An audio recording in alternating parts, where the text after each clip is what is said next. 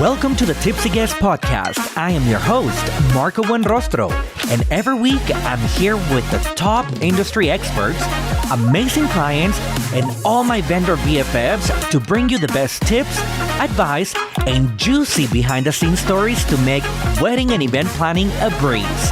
So grab your favorite drink and let's get this party started! Hey guys, welcome back to the Tipsy Guest. I am Marco, your host, and today, oh my god, finally, I get her to say yes.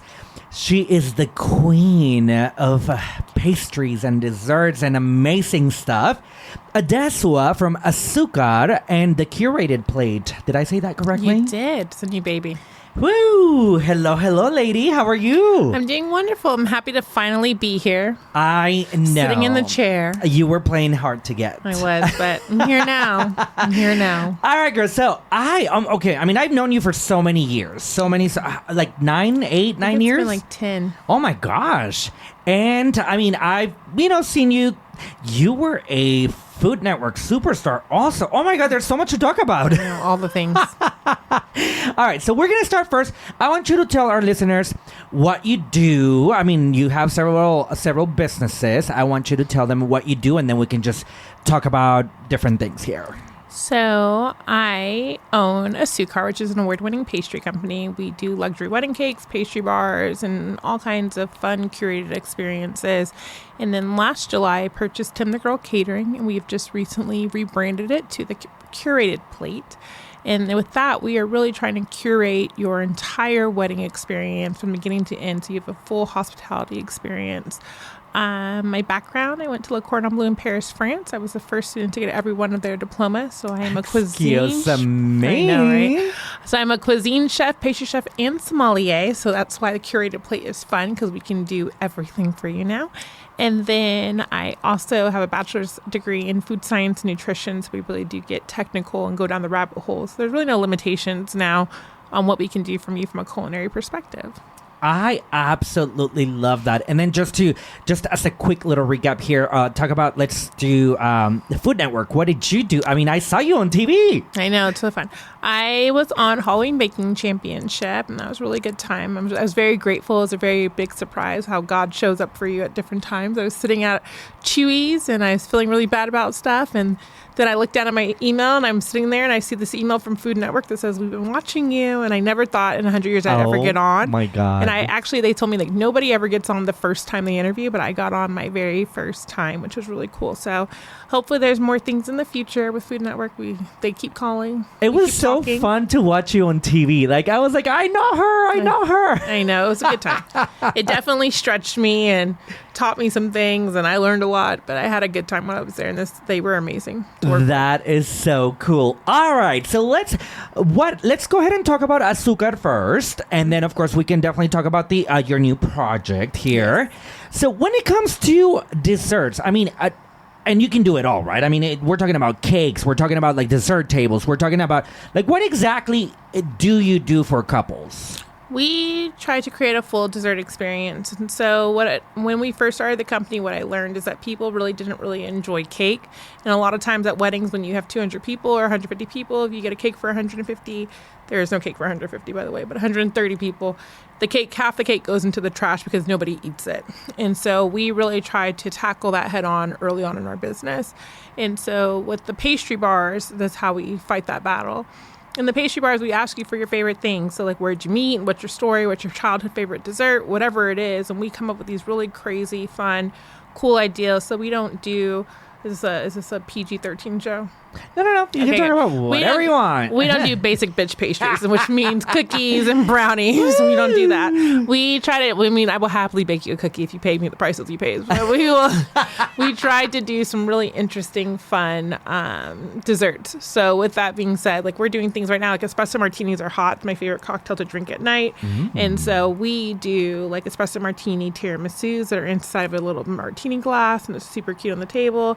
We have done like 58 different flavors of creme brulee. Who would have known I could come up like that? You guys, my clients, come up with that many flavors, but we've developed out 58 different flavors of creme brulee that we blow torch for you at the table. Wow. And so it just truly creates like an experience for your guests. And what I love is that we also give all of our clients a 1-year anniversary cake for free.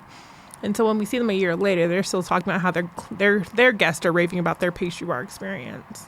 I absolutely love, that what you said right now about, you have that conversation with them and, talk about what they liked as kids and their favorite dessert and things like that. That is very unique. And I love that because I feel like nowadays everything is, or, everything should be custom. I mean, I always say that, I like good stuff. And I feel like when you get a custom experience for such an important day like your wedding, I mean, I feel like when they come to you, they absolutely came to the right place. It sounds like you know exactly what you're doing, and it looks like you love what you do. I do. I think that people get caught up. I mean, like we will do what we see on trend, right? And so if you go on Instagram, you will all pick a vintage heart cake because that's the in thing. But like for us in our company, it's kind of like we're a year ahead of that. We're like, okay, I do a lot of research. I mean, I'm up very late at night researching what's happening in China and England and all over the world, because it's kind of like, okay, after this phase goes out, what's the next big thing? And it's because I want my clients to have cookie cutter weddings. We don't just give you a plain white cake with flowers. Happily to do it. Of course, we'll do whatever you want. But we really do try to make sure that your wedding doesn't look like your best friend's wedding. All right. And then based on, of course, I love trends, and that's definitely one of the questions that I had here. So what is trending right now? Like what's currently happening in 2026? And what do you think is the next big thing when it comes to cakes and desserts? I mean, I still feel like vintage heart piping and all of that detail ornate stuff is back. It was an 80s, in my opinion, like an 80s or 90s fad that's come back like a good pair of jeans. We've stayed away from that. I think that for us, it's going to be more of the organic piping. Like, I don't know if we did a really cool cake 2 years ago, actually, now it's funny to see everybody else doing these cakes, but it was like using a lot of big fat piping tips, crazy texture on the cakes. I think also too, like people going to AI and asking AI to help them design their cake is a new thing. And so it's pushing us in a lot of new and unique boundaries to try to say, okay, before it was like, how do we take a fondant? We do buttercream cakes. Like we have a really great buttercream, but it was like, okay, how do we take a fondant cake and make it in a buttercream way, which we've done like a steak out of buttercream, which is crazy.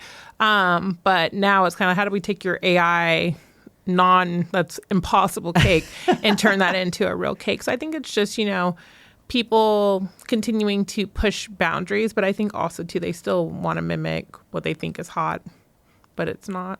All right.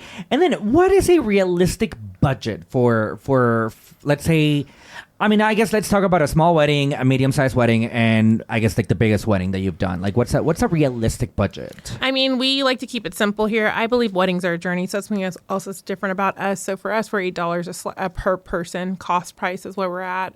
We have some service charges associated on top of that, but we don't really charge delivery to a lot of our vendors. Or if you have a planner that we like, or hell, if I just like you, I own the company, I can do what I want. Woo! But we do right now we're at $8 a slice. I'm trying to see how the economy shapes out and how food costs. Like right now, it used to be very inexpensive to make cakes. Butter, flour, sugar, that was commodity products. It was very I could buy a bag of flour 5 years ago for $8. Now I'm buying a bag of flour for $40. So we'll see. Wow. We might have some small price increases over the next year, but hopefully we'll be able to stay about $8 a slice. So in cake sizes, people will lie to you and be like, oh, this cake's for 100. There's no cake for 100. And if they are, they're doing something weird with your tiers. Really, it's like a 3-tier cake feeds 75 people. That's with our service charge on it, it's about $750 a person. It's about $10.50 per person once you get done with service charges. So all right. It's fine. I love that. I feel like for me, whenever we go to weddings and where I was, working the photo booth, we always get offered food and drinks. Of course, we don't take the drinks, but we do take the food. Yes. But my favorite part of the night is when it's cake time. Honestly, like when desserts are already being served or passed around. That is always my favorite part of the night. We've seen so many different things throughout the years. For me, I feel like anything chocolate is just always going to be my favorite. What is your favorite? I like the weird indifference. We make everything from scratch in Asukar. So we make our cake from scratch, our buttercream is from scratch, our fillings, our compotes are all 100% from scratch. I'm on a berry. We're making jam right now, so we're processing about 60 pounds of berries a day for the next probably 2 weeks to get through all the jam we need to have for the season. So I really love the creativity, but I get tired. We have really great standard cake flavors, but we just did a wedding that was featured in Wed Society, actually, Libby's wedding, and her fiance came into the tasting, like many fiancés do, saying, I don't eat desserts. I don't really care what we get. And so we were sitting there talking and chit-chatting, and it came out that his favorite drink was an old-fashioned, which I love an old-fashioned. And so we made an old-fashioned into a caramel sauce. So we used the bitters and the orange zest and the bourbon. And I have to tell you, that caramel sauce is like my favorite caramel sauce. It's so good. And we put candied Texas pecans inside, which I don't even eat nuts, but I'll eat our nuts. We did like candy nuts inside of that cake on a vanilla butter cake with our vanilla buttercream. It was like the best thing I ever had in my life. So that is by far my new favorite cake. We also recently just did, I think, Marco, you tried this one, the fennel cake we just did. It was a cardamom spice. It was a spring spice was so cake. Good. Yes. We did an apple cider caramel on that one, candied fennel, and we did we actually did a honey creme on top of that. That thing was really good too. So, I like I like something that's a little bit like not your typical standard everyday flavors, but I encourage and I love my clients because they come up with a lot of really good ideas because of their stories. And so it has really pushed us to try. I mean, we've made dragon fruit puree before, which things that I would never get there. They get there. And so it's really fun when we get something off the wall. I tell people, now that you're working with us, make sure you give me a challenge. Get your money's worth. We are definitely not the least expensive cake vendor in town. I mean, everything sounds delicious. My birthday's coming up, and I want to try that one, the old-fashioned one that you just described. Make it for you. That sounds incredible. It'll be my pleasure. I would love to make that for you. I can't wait. So, I can't wait either. I'm so hungry. I know. Right now, just talking about it, I'm like, oh my God, we're drinking here. We might be drunk in a few minutes here because I am starving, and we're just drinking right now. Yes. All right, Adesua, so how did you fall in love with this? Was this always your dream growing up? Was it completely random? How did you end up with this? I knew that I wanted to be in kitchens since I was a little girl. I used to tell they'd ask you what you want to be when you grow up. I'm like, I'm going to own a restaurant. And my grandma's name was Alma's. I'm going to call it Alma's. And that was kind of my thing. I went to Le Cordon Bleu in Paris. I wanted to only go for cuisine. I was really never into baking on any level. And my dad said, okay, fine. He asked me, why do you want to go to Le Cordon Bleu in Paris, not Le Cordon Bleu in Austin? And I said, if you could go to Harvard, why would you go to Harvard online? And so I won. But when I got there, the deal was that I had to do everything, which I did not want to do. And so I went through my studies. I was top of my class in pastry. I was up there for cuisine. And my chefs were like, you're going to do pastry. And I was like, I'm never going to do pastry. I don't like pastry. It's too much. And so it's really a shock to me every day that I do pastry. I do really enjoy it. It's very scientific. So I think my brain understands calculations and measurements and precision. So I do find comfort in that. But I never would have thought I did pastry. So I think that's why I also seek with pastry, that's very restrictive. I can't just today decide that, okay, that cake that gets 300 grams of butter is going to get 600. The cake won't work. And so I do enjoy the flavor component because it allows me, I guess, to experiment and to create some new things. So I'm excited for that, but it's fun. It's different. I love it. Have you ever had a crazy request that you're like, that's not going to work? It's just so weird. Ooh. You know what? I embrace the crazy, so I'm like, bring it. I'm like. You like the challenge, like you said earlier. Okay, sure. Let me figure that out. I'm definitely, my clients can attest to this. Let me pray on it and go to sleep on it, and I'll be back with you in 2 days, and I'll have a plan of how we can get it done. I normally don't say no. I'm in my yes season, so I love it. If you have a crazy idea out there, bring it. Let's figure it out. I mean, like I said, 58 flavors of creme brulee. And that's hard. I mean, I'm talking about weird stuff like banana pudding creme brulee. Oh my gosh. We did an Earl Grey, London fog, so Earl Grey and lavender creme brulee, matcha green tea and raspberry, blueberry, lemon creme brulee. These things, creme brulee is a thing that it has a ratio. And so you can play with it to an extent and then it will start breaking. And so I won't say I enjoy the struggle of things not working, but I do enjoy figuring it out, and I'm stubborn enough to sit there and figure it out. So the combination of flavors is just so crazy. How, I mean, I would have never thought of certain ones going with like pairing together with other things. It just sounds so. Do you ever? I want to volunteer just to go and taste all your stuff whenever you're experimenting with new stuff? My rule is flavor first, and we'll figure out how to make it look pretty. So, even like we have like a Devil's River whiskey. We use their espresso bourbon and make a creme brulee that we've won several awards for. And I was like, we're gonna retire this flavor, but people keep ordering it. So even like the tiramisus, I also like don't like when we do things too many times, and so I tend to try to reinvent things over and over that are very popular because I get annoyed with seeing people's pictures where they have the same thing on their table. The same one. So I'm like the espresso martini tiramisu. If I was an espresso martini fan, as soon as the next seasonal drink comes out, I'm letting you know that that's going away because it's going to go get retired. But it's so good and it is super cute and it makes the tables look beautiful and tall and complex. So I don't know, but. How? I guess right now that you're talking about, like different seasons. So I guess what would be like what would be your favorite season? Like, let's say based on like flavors. I definitely personally really love like citrus. So we made up, we did a passion fruit and mango mousse that we've played with in a lot of different ways. We had a margarita cookie taco that had a passion fruit and mango mousse. We put tahini and chamoy on top. Oh my gosh. And then we spritz it with Patron tequila. And everybody, like Patron tags us, tahini tags us, chamoy tags us, so everybody's tagging us. So it's a great little, cute little fun taco that I love. But I like citrus flavors. I think for me, I was born in July. I'm a summer girl, so I'm like, I love that. So that's my favorite. When is your birthday? My birthday's in July too. July 25th. Ooh, I'm July 31st. You are a Leo. Let's go, Leos. Yay. That's why this is better. That's why this one's the most entertaining episode ever, because we're here. And the most delightful one. Oh my God. Yes. I love desserts. I mean, honestly, if I could eat something for the rest of my life, I would probably pick a dessert over like actual food. Food, yes. Oh my God. Well, you got to try our pookie pies that one year we made them. Yes, I did. Yeah. Oh my gosh, that was so delicious. Yeah, we made came because we were making these brown butter cakes. That was like a freaking joke. And so I was driving around in my car with them, and I went to my client Kayla's house, and her dad was like, "What you got in there?" And I'm like, "Oh, it's just some stuff I was playing around with." And so he's eating this. So he called it trunk crack cake, and then I was like, well, I wonder if I just take this crust and put pie filling on top. And that was so good. That was really, oh my God. Like, I just feel like we can go on and on and on and on and talk about different flavors and different textures and different everything. Yes. But okay, so when it comes, I mean, weddings here in Texas, I mean, during the summer, it is so hot. I don't know why people, oh my God, I don't know why people get married outdoors. Like, they want to do a wedding in the middle of the summer outside. Yeah, I don't know why. Like, why, people? Please don't do that to us and to yourself and to your guests. Say no. Exactly.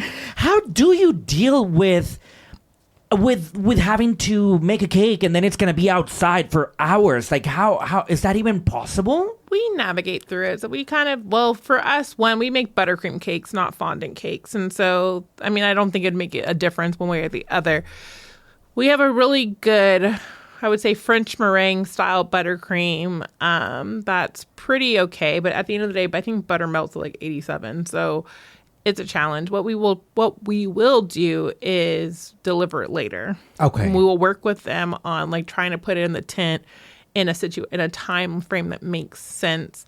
I mean, there's no guarantee once we set it out there how the cake is going to want to perform. Also, too, our cakes are from scratch. So they are rich of butter, and they're soft, and they're supple, and they taste really good, and they're moist cakes. And so I just, we always are willing to help you. We want you. Here's my thing with weddings. Like, it's your day, it's your vision, it's your dream. And so how can I help be a part of that experience for you and make sure that you're getting exactly what you want? And we've been there. We haven't yet to, and I don't want to say it, but we've never had a cake fall, knock on wood. That was my next question. You beat me to it. I don't know where the wood is in this place, but no, we've never had a cake fall. It's never slipped. We have we have a cake delivery system that we use. We have these big boxes that we put our cakes in with a rod down the middle, and so we deliver our cakes whole and intact.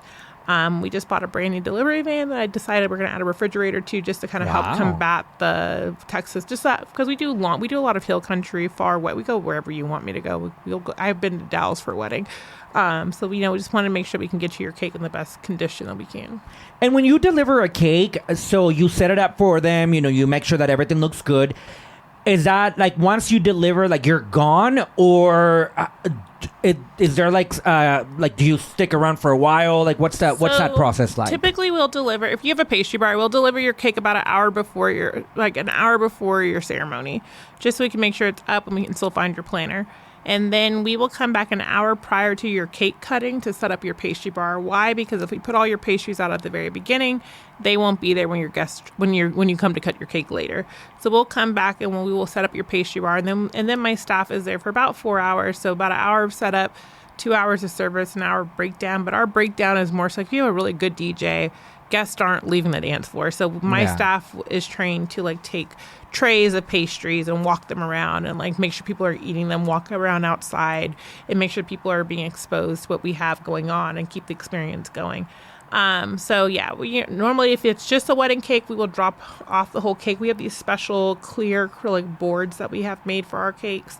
Because I do not like the look of a cake board. I want your cake to flow into the table. And so we might either come back and pick that up at the end of the night or else ask that you return to us when you're back from your honeymoon. Okay. And then what does the process look like? Like when people reach out to you, is there like a consultation before they come to you for a tasting? What's the deposit like, or how does that work? Let's say if I'm calling you or I go to your website and inquire, walk me through your process. Yeah, so you go to the website, you can book a discovery session, so that will put you on a call with me. They can be from 30 minutes to an hour long. I walk you through a whole presentation about what we do, what makes it special. We really do have a good conversation about what you're trying to do. We have flat rate pricing, so that $8 typically will cover everything unless you were to be I want my whole cake covered in gold leaf, or I want vintage piping or something crazy like that we would then assess it from there depending on my mood. And then from there, we will give you an invoice on the call. And so if the pricing looks like something that's in your budget, it seems like something that you're interested in moving forward with, then you can come to a tasting. If you are a booked client, you get a free tasting. If you're not booked, we charge $35. You can come with 2 people. We give you all of our cakes, our fillings, and our buttercream separate, so you can kind of make your own experience. And I'll be right there with you, navigating you through it and kind of getting some notes so I can update your invoice. We could pick those flavors for your cake tiers. Pastry bars, we used to do tasting on. It doesn't really work because we can't make one tart. Yeah. And so we used to try to do it, but they never really tasted right. Things taste better in good batches. So now I say that the tastings are kind of a confirmation that we know how to cook. And hopefully if you can come to the tasting, you feel confident with that. And also our 5-star reviews that we, over the last 10 years, that we can take care of you and make a good experience for you. I love it. I absolutely love it. It feels like it's such an easy... have you ever had a complicated couple that they can't really make up their mind and they're they pick something and then they change it and then they change it again and... Yes. But we I tell people, I'm like, you can stress out about a lot of things about your wedding, but you shouldn't be stressing out about your catering or your food. That's what I think. And your cake person is what I used to say, but now we do catering. So now I say your caterer too. Don't stress out about me. We're here to make your life easy. I do recognize that weddings are a journey, and so people need to go through the process. And where we start today on planning for this party is very different than where you're going to be maybe 6 months from now after. And then only God knows if Taylor Swift is going to get married, and then then there's a whole new series of trends and things coming out, right? And so we don't really get hung up on a lot of things. What we agree to at the beginning is just guest count and a plan. We say, okay, we're going to have 150 guests. We're going to do 150 pastries. We're going to do a cake for 75 people.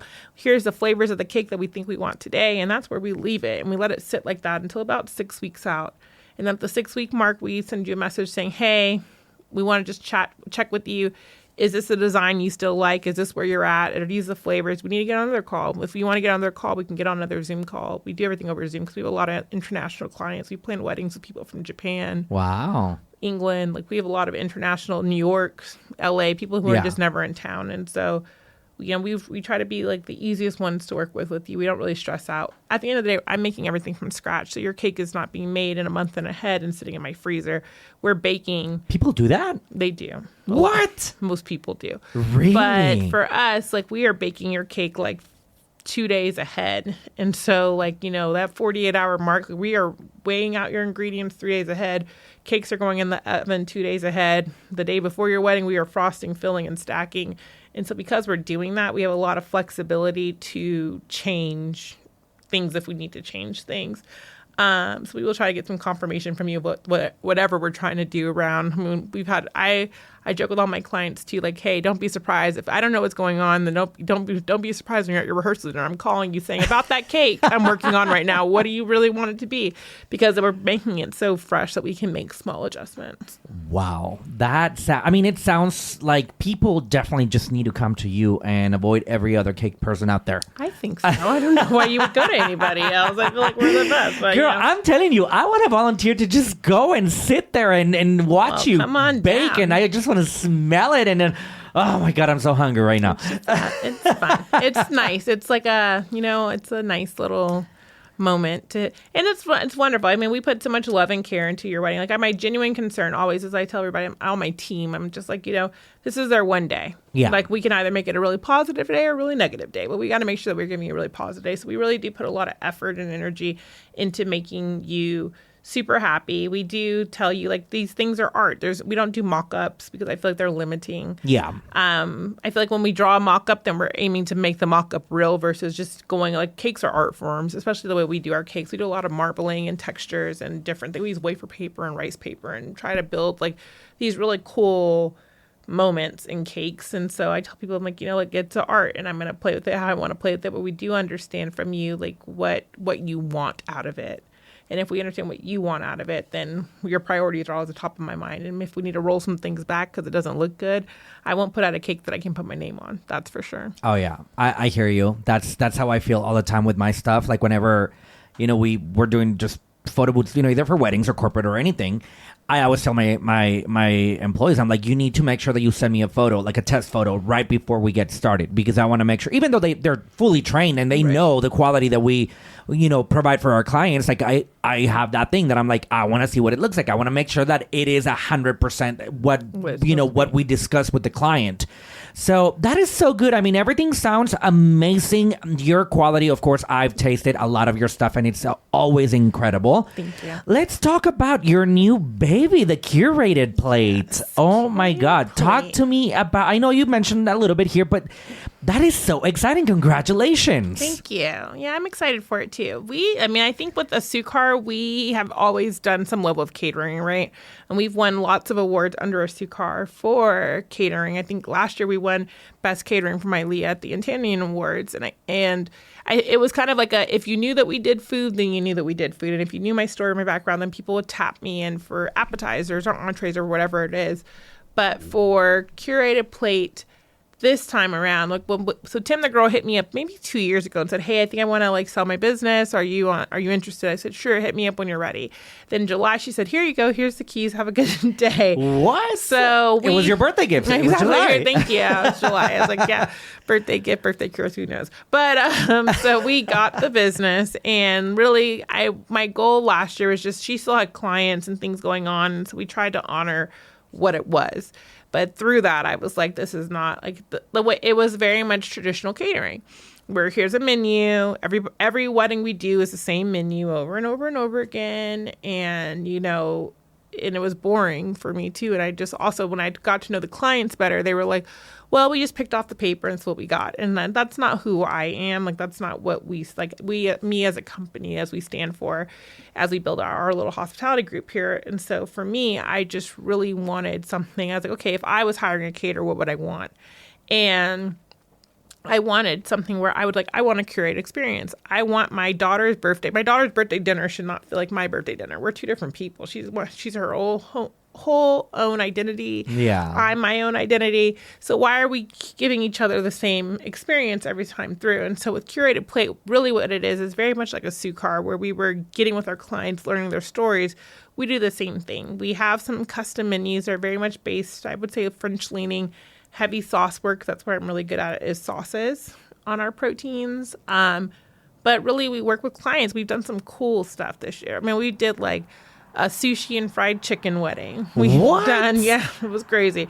We did sushi and fried chicken. We've done we have a really fun one we're bidding out right now that they have all these interesting different stations. And I'm like, yeah, let's figure out how do we tell your story? Because it doesn't have to be poblano chicken. It doesn't have to be chicken, a starch, and a vegetable. It can be something really, really interesting. And so I'm really excited for where we're going with this company. It's been a lot of work to I don't think I worked this hard. When I did Asukar, we hired a marketing company that really helped and held my hand. And I appreciate Zero a lot more now than I ever did before. This time around, I'm like, I feel like I know who I am more. And so I'm like, I want to be more involved in the process. But it is definitely a lot of work to like make all of these decisions. But I'm excited to see where we're going. And we're doing really well with it. I'm very excited. Honestly, I am so proud of you. I mean, throughout the years, I know we always talk and we, just exchange, stories and accomplishments, and we discuss our goals and things like that. And I feel like ever since I met you, like, it's so crazy because every time I talk to you, like, you have something new going on, and you're always like, you're always so good at everything that you do. So Thank you. I'm very, very proud of you here. Thank you. And oh my God, so I think we are running out of time. Yes, we are. Okay. But okay, so again, thank you so much for joining me today. I'm sure we can do this all over again. I'm sure there's a lot more that we can talk about. But for now, where can our listeners find you? Either social media, website? Can you give us your information here? So we are at Asukar, which is ASUKAR.com. We are on social media, Instagram, myasukar, so MYASUKAR. Also, I have a Chef Adesua, which is me.